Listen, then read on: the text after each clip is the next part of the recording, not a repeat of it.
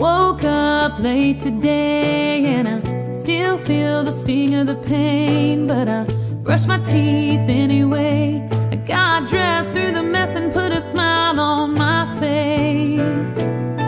I got a little bit stronger. WGSN-DB Going Solo Network welcomes you to award-nominated relationship internet radio talk show, Going Solo with Cece.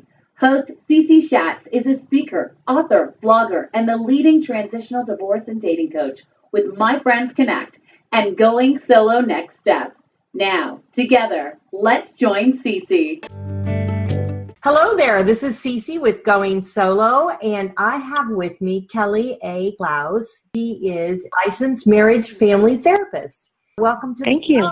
Thank you. Thank you for the invitation. Oh, you're quite welcome. So tell us a little bit about yourself and how did you get into doing what you're doing? Well, a long story short, I'm a marriage and family therapist as a second career. I raised 3 children, and after I found myself in a divorce, needed to go back to my first love and become a counselor, therapist. And because of my history and experience with divorce, I ended up counseling and specializing in recovery of divorce. So at this point, I have a private practice in San Juan Capistrano, California.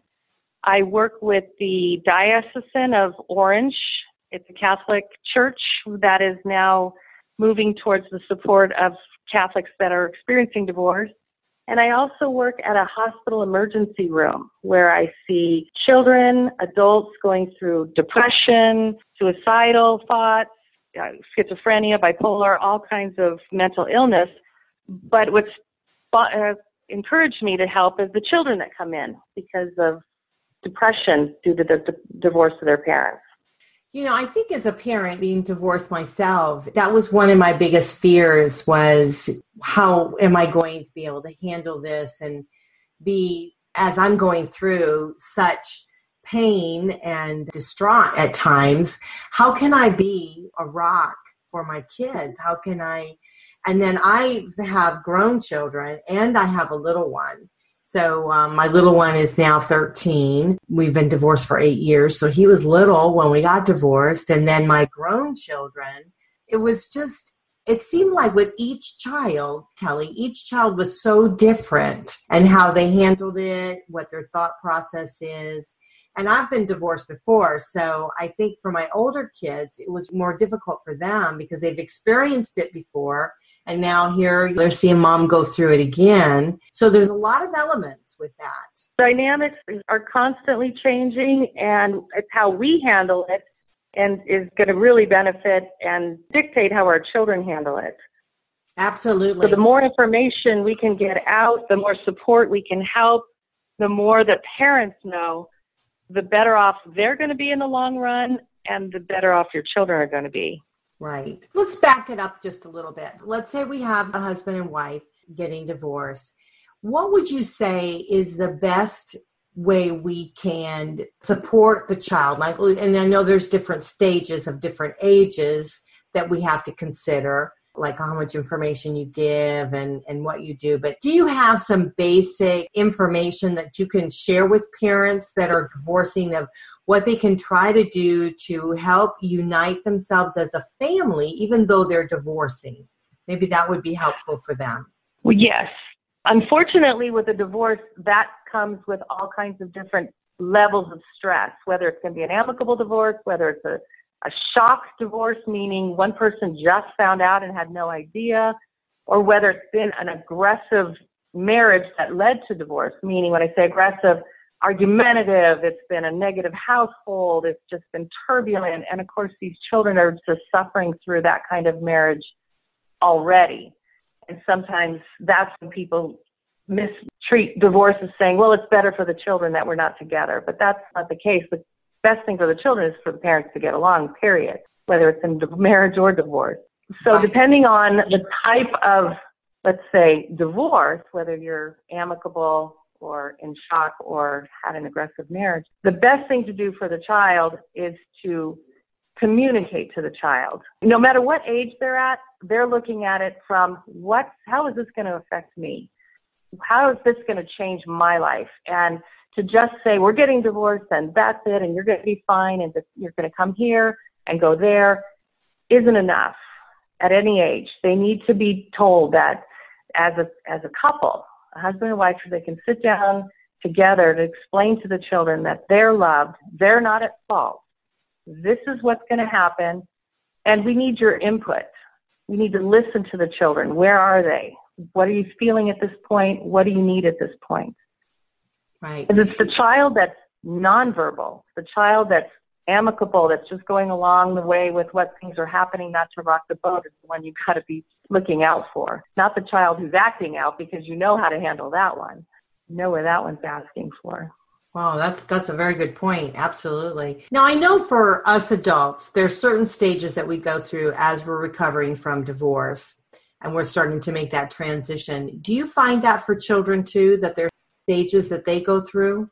Not only are their stages the same as far as the anger, denial, bargaining, depression, not only are those the same, but those reappear as they change their maturity in life. As they get older, they go through it all over again in a different form, in a different way, because they're just more conscious.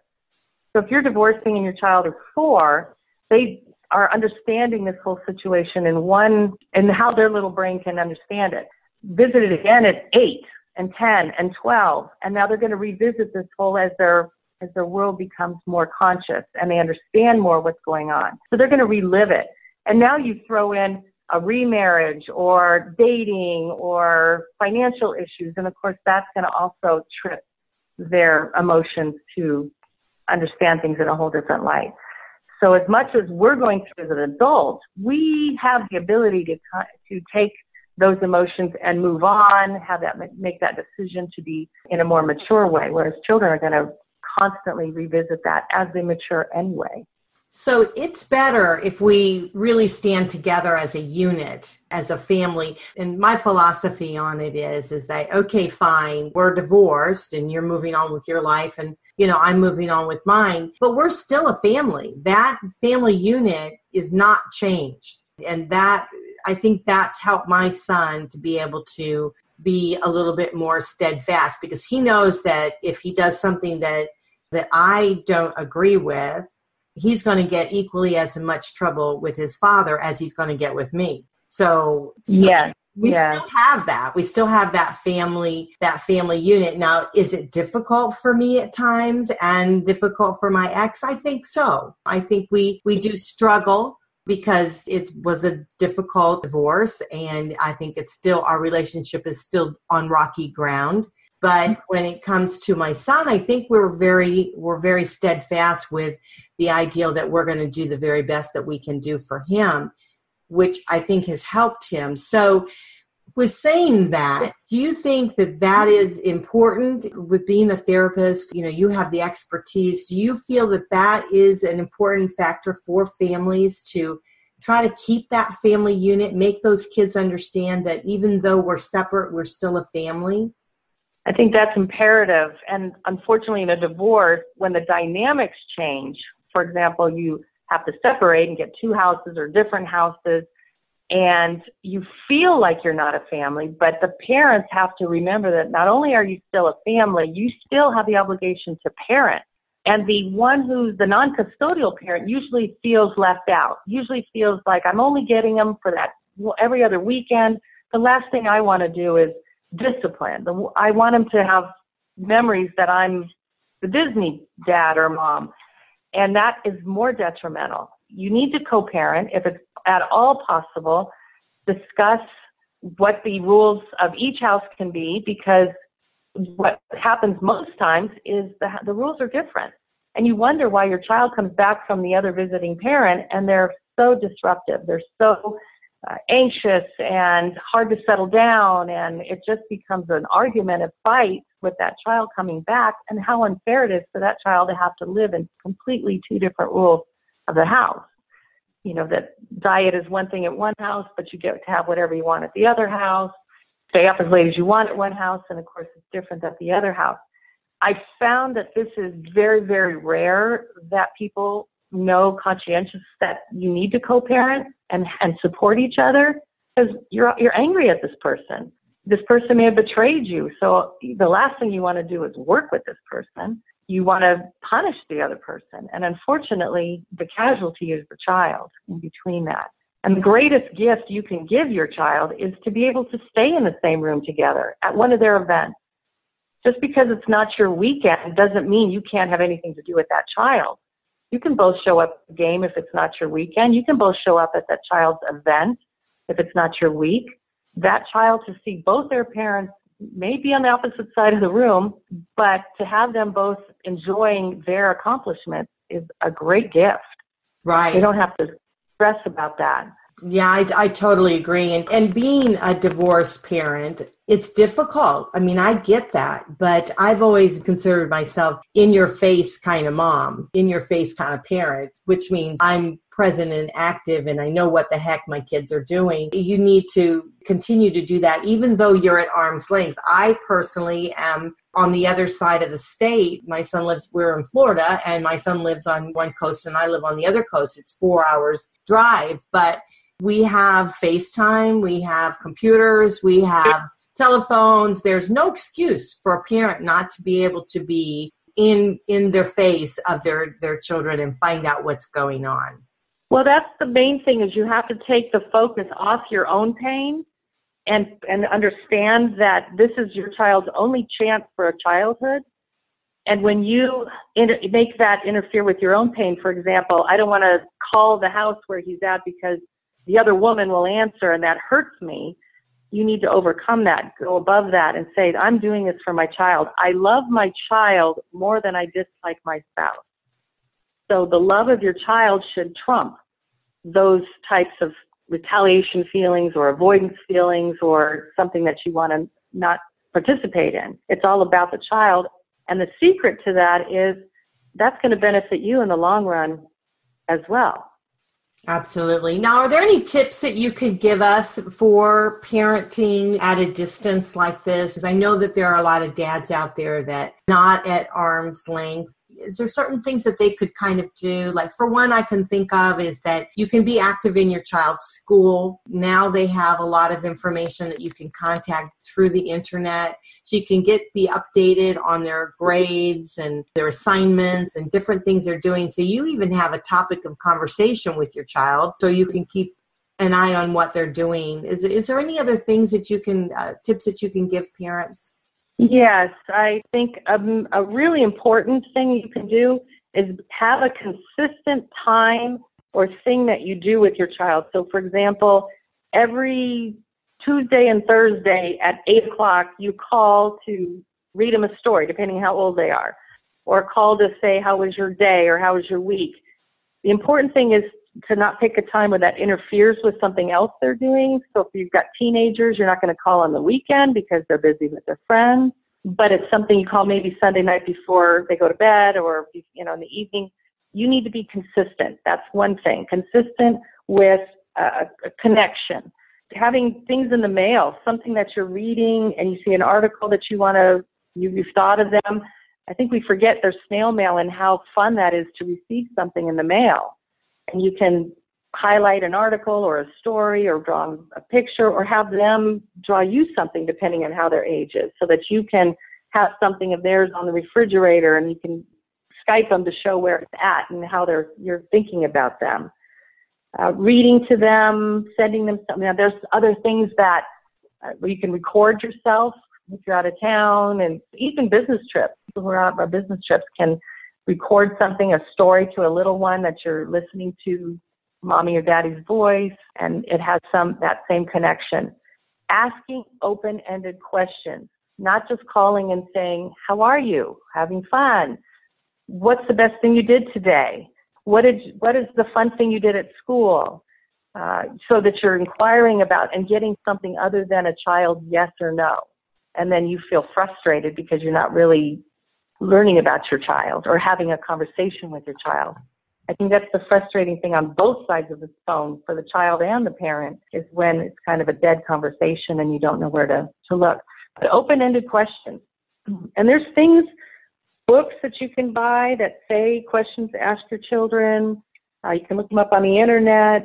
But just kind of a fun thing, like what would you do if you found $1,000? You know, what would be the best thing you would do with it? Just kind of inquire more about the child and what they're thinking. That's very good advice. If you see your child struggling, you're seeing some signs, some things that you're not feeling comfortable with.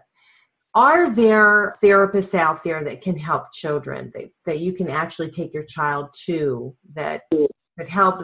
Because, I mean, we as adults, we go all the time to therapists and we do all kinds of different things to help ourselves. Is there a particular therapist that could help them?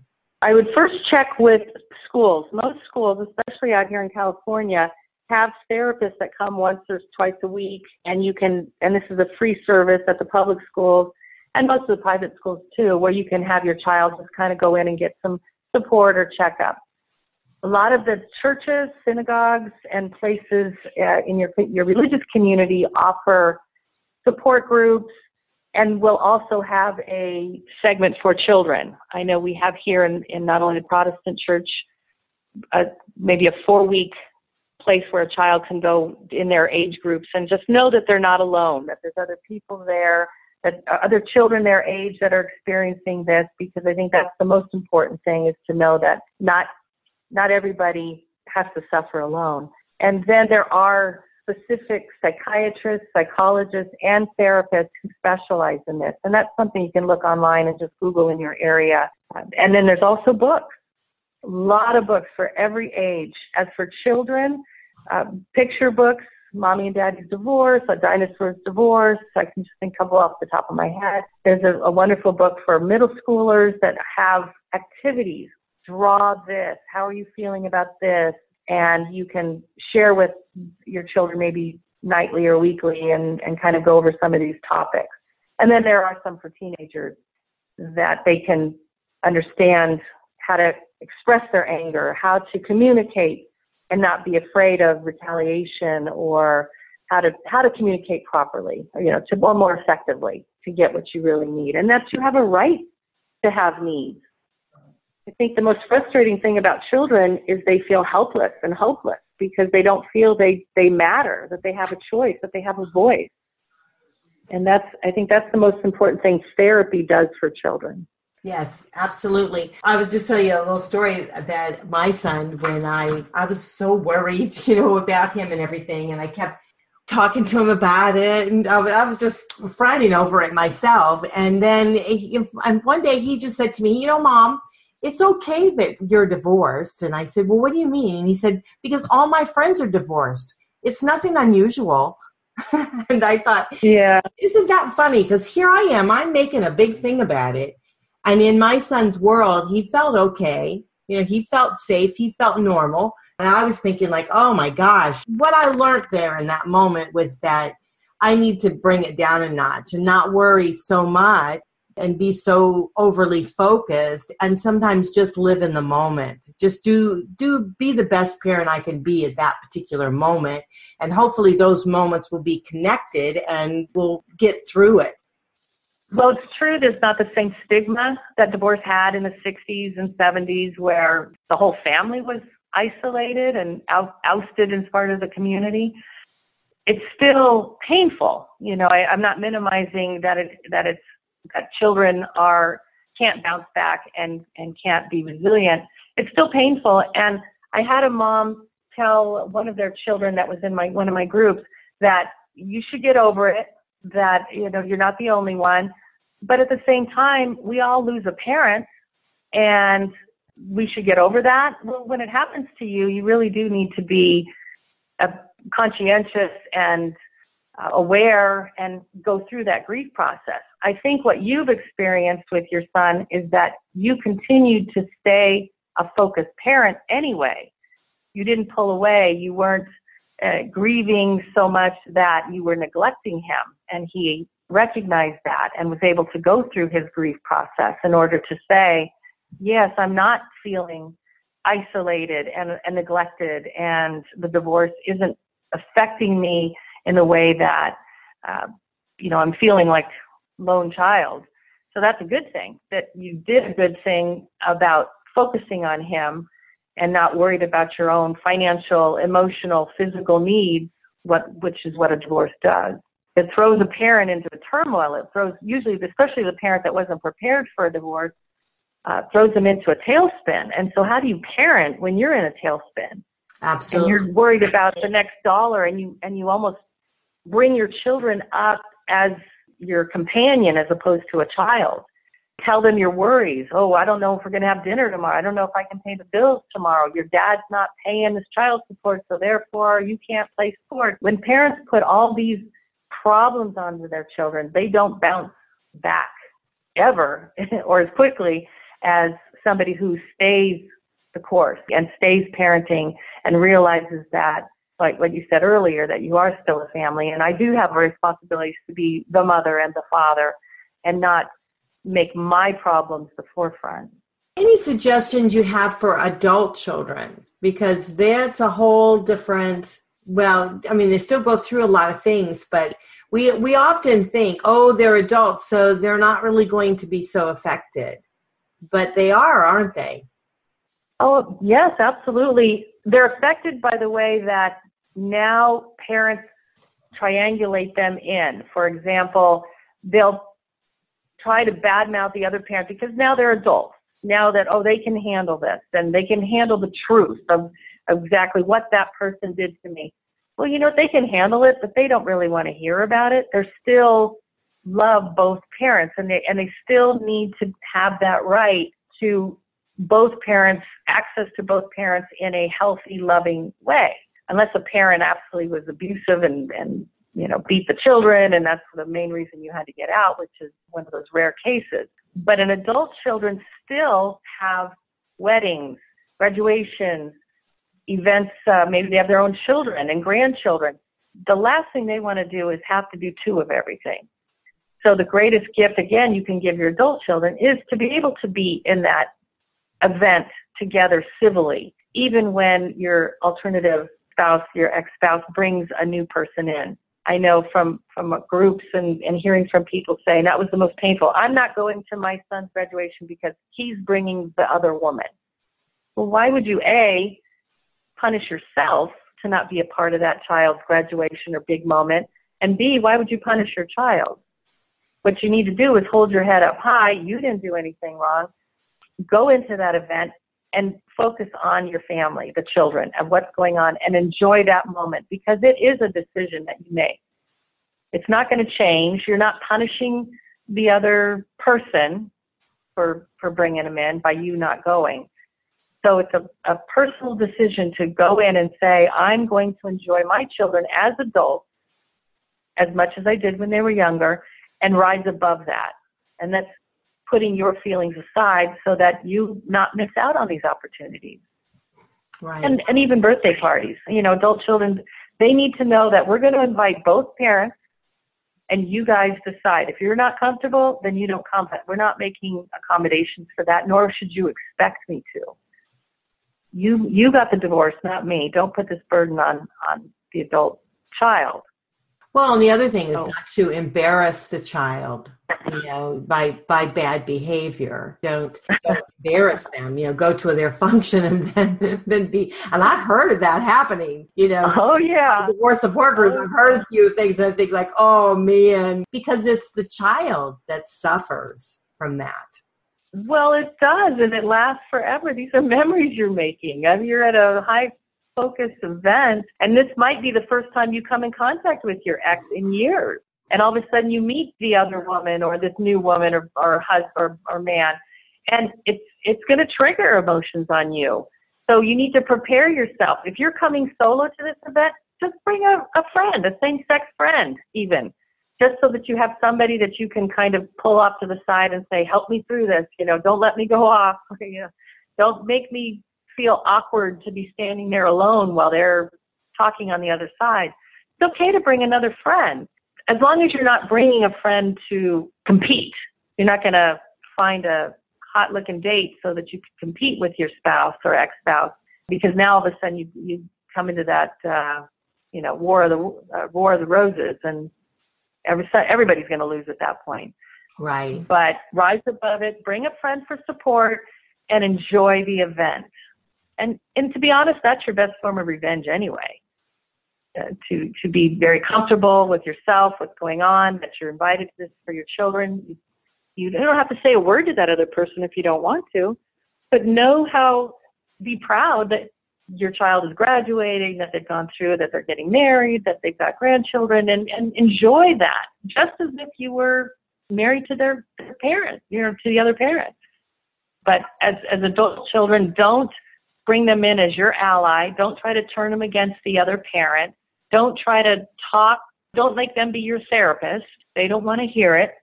And allow them to talk to you about the other parent if they want to. It's their life. That's part of their life. It's okay to say, oh, we just came back from a great little vacation with, the other parent, and we just really enjoyed it and how fun it was. As painful as that is to hear, I still wanted to be a part of my children's life, and that was part of their life. I want to hear what's going on. In the long run, it's keep your friends close and your enemies closer. Know what's going on. Right. That's wise advice. Absolutely. Yeah. Don't put yourself in a situation where you're shut out completely. So what about when you start dating? Are there any tips that you might have for when you have children that are home or even, I guess, adult kids when you're going to start dating again and getting out there? Well, I think we'll start with the adult kids. It's a lot easier to date, and they don't want to see every single person that comes around. They do worry about you. They want to make sure you're dating in a healthy way, and when somebody is important to you and you want to bring them around and introduce them, I think that's a lot more seamless way to date when you have adult children. They want to see you happy. They want to make sure that you're not miserable or that you've got somebody that cares about you, and if that person, hopefully that person wants to be a part of the family. And that's the easy part. It's a whole nother dynamic at any age of children underneath 18, because you're still, anytime you're dating, that's taking time away, time, money, resources away from the child. So it just depends on the reason why you're dating. Do you need to have somebody in your life? Because that's a message that you're going to share with your children, that you're not a whole person unless you have another person in your life. The negative example that you're showing. Did you just happen to find somebody that you're friends with and you have the same things in mind, same things in common, and that maybe your children you're always at the same place at the same time, and so you struck up a friendship. As long as you're both on the same page that your children come first, and we're only going to get together when we don't have the children, so we're not parading that in front of them, and we just enjoy companionship. That's a whole nother positive or easy way to date. The problem is when you're so focused on dating that you're using resources and time. I mean, just this internet dating, I've read statistics where it takes 6 hours of meeting with somebody to set up one coffee date. And if you're going to magnify that by going through all these profiles and time on the internet, are you checking yourself to make sure those children are taken care of, that their needs are being met, and what they're watching you do? So you got to be really careful about how actively involved you are in the dating process. And I think it's common sense that you don't parade them in front of the children until you're somebody that you're very, very serious with. You don't endanger your children in any way, because to be fair, that's the biggest way a sexual predator gets access to children is dating single parents. So, you got to be really conscious about that. That's a real thing. And we need to protect our children. So I think dating is a whole nother ball game, and you need to give yourself the time to recover from your own divorce. You need to give yourself the gift of dating yourself to find out, what did I do wrong the first time? Where do I want to go? What do I really want with the rest of my life? And give that 110% to make sure your family is not in a canoe ready to tip. Make sure that your boat is sailing straight, so that if anything else comes out, that you're going to attract a healthy person in your dating world, as opposed to somebody who's going to take advantage of your situation. Absolutely. Now, I have heard from some people in the divorce support group, they will say, no, I'm not going to date at all. I'm just going to wait till Johnny or Mary grow up, and I'm just going to devote my whole life to them. What would you say to that? I'd say that's very healthy. I'd say if you're not doing it negatively to say, I'm doing this for my child and they're going to pay me back for this, and this all you did for me after I sacrificed my whole life, and that's not a good attitude. But for somebody to take that time with their children and really enjoy that.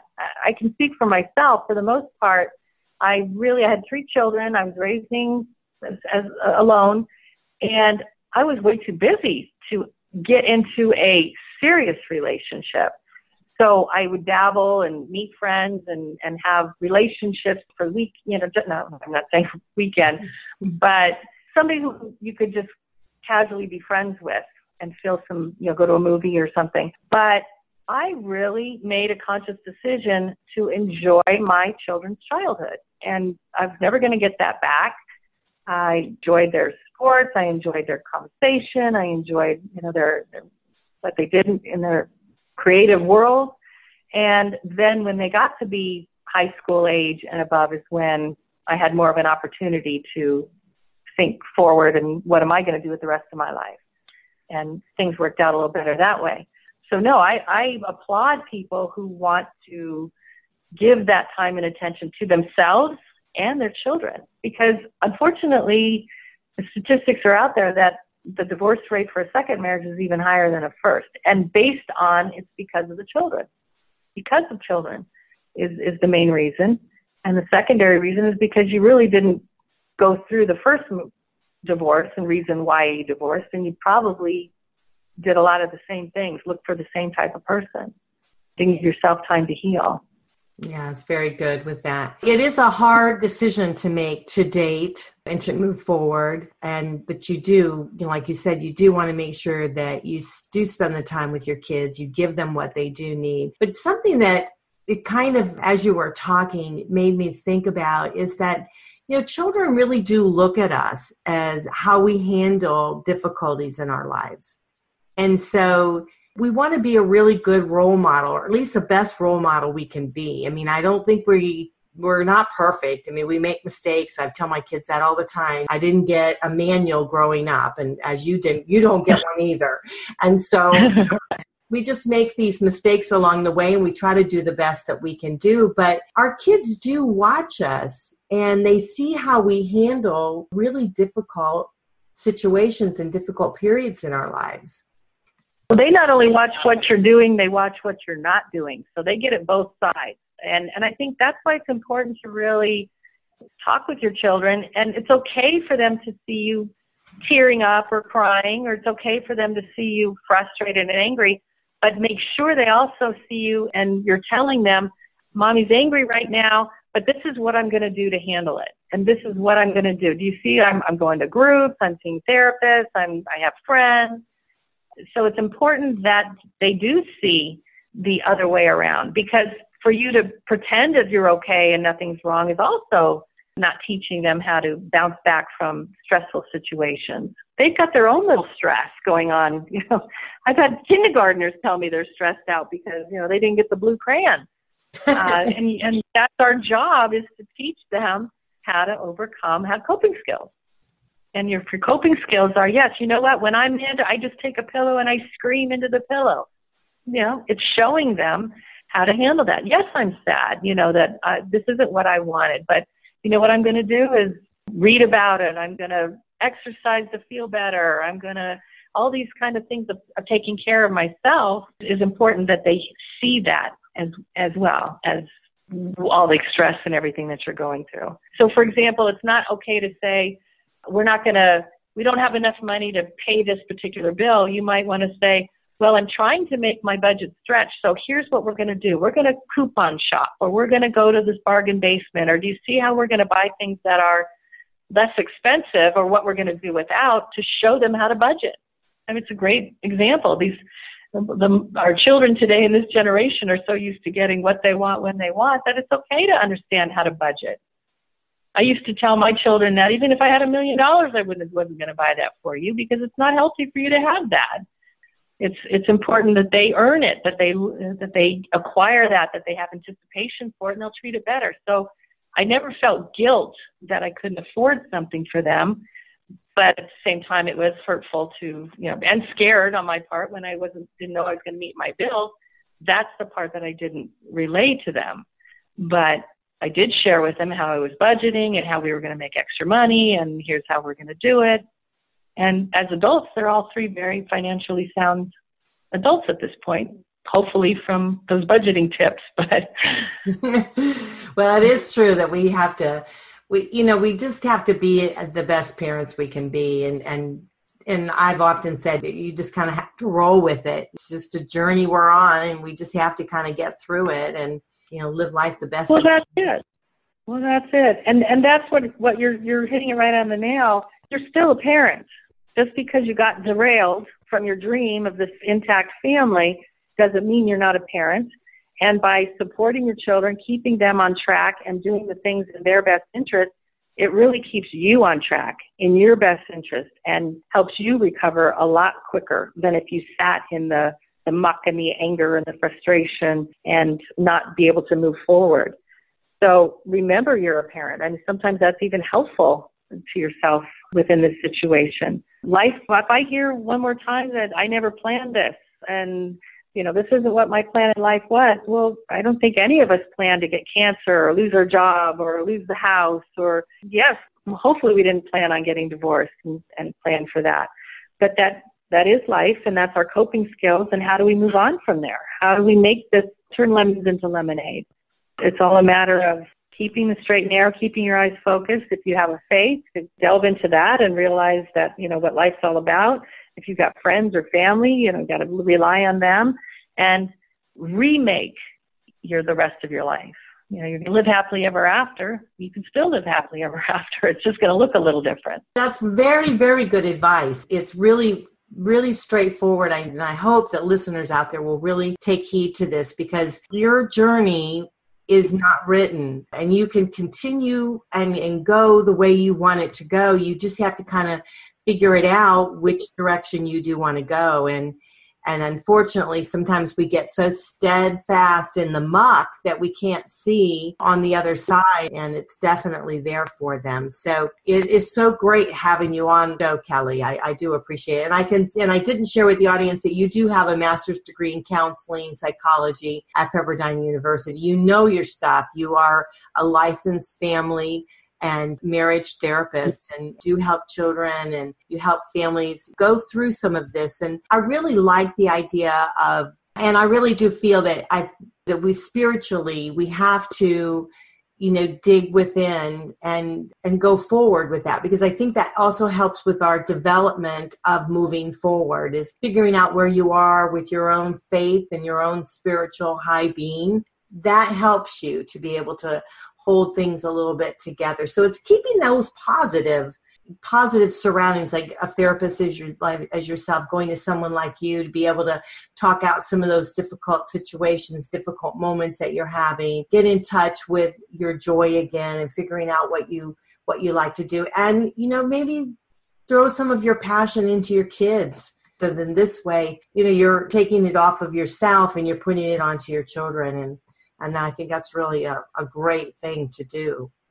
Well, it's all about how much you put into it is what you're going to get out of it. And, you're going to be your child's parent for the rest of their life, whether they like it or not. You may not be married to this person, but how you handle it now is going to minimize any issues you have later in life. And you want to be able to have that relationship as when they become adults and be proud of how you came through something, as opposed to making excuses or apologies all along the way.